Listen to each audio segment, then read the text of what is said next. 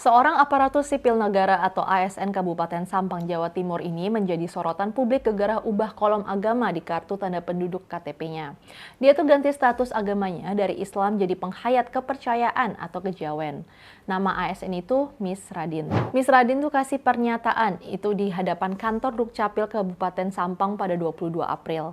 Miss Radin bilang langkah ini tuh adalah keputusan yang muncul dari dalam hati yang paling dalam tanpa ada unsur untuk mengajak atau mempengaruhi orang lain.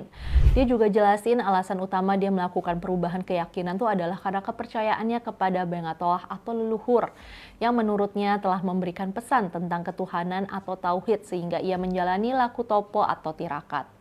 Semua itu ia yakini tetap sejalan dengan dasar Pancasila dan Undang-Undang 1945 serta semangat Bhinneka Tunggal Ika. Pesan utama dari leluhurnya itu adalah bahwa orang yang selamat adalah orang yang memiliki jiwa yang luhur, berdiri sama tinggi dan duduk sama rendah, serta memiliki welas asih terhadap sesama makhluk di bumi tidak memandang perbedaan. Miss Radin bilang manusia tuh harus memahami asal-usul hidup, tujuan hidup, dan kehidupan setelah mati. Hal itu bisa dicapai lewat laku spiritual atau tirakat. Tuhan dianggap sebagai sumber kehidupan yang bisa dikenali secara batin. Netizen pun ramai-ramai berkomentar. Lebih jelas statusnya daripada terpaksa ikut agama tertentu, tulis seorang netizen.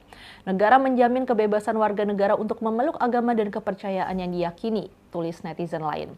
Itu hak dia, congratulations, tulis netizen lain. Memang harus diakui hal ini tuh jadi sorotan, karena di Indonesia isu agama tuh sangat sensitif. Secara sosial agama tuh sering jadi identitas utama, perubahan keyakinan bisa dianggap tidak biasa. Bahkan kadang dipersepsikan sebagai penyimpangan oleh sebagian orang. Apalagi dalam hal ini tuh perpindahannya dari Islam ke penghayat kepercayaan.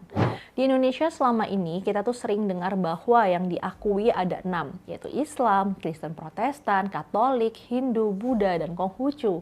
Tapi sebenarnya realitas di lapangan jauh lebih beragam. Indonesia tuh punya banyak kepercayaan lokal atau yang sering disebut sebagai penghayat kepercayaan.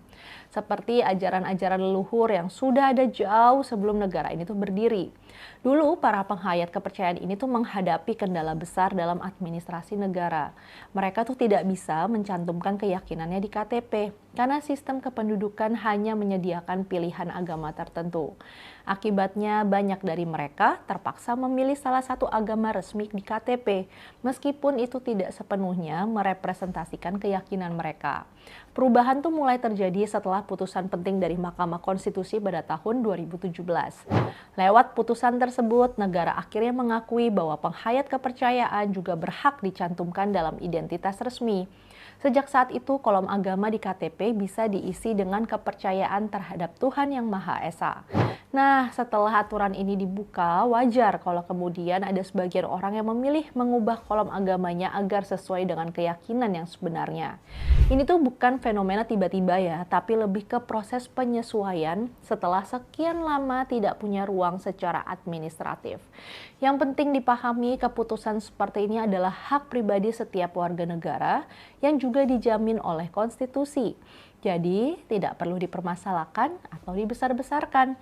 Justru yang perlu kita jaga itu adalah sikap saling menghormati. Karena pada akhirnya Indonesia itu berdiri di atas keberagaman. Yuk, terus rawat toleransi antar umat beragama.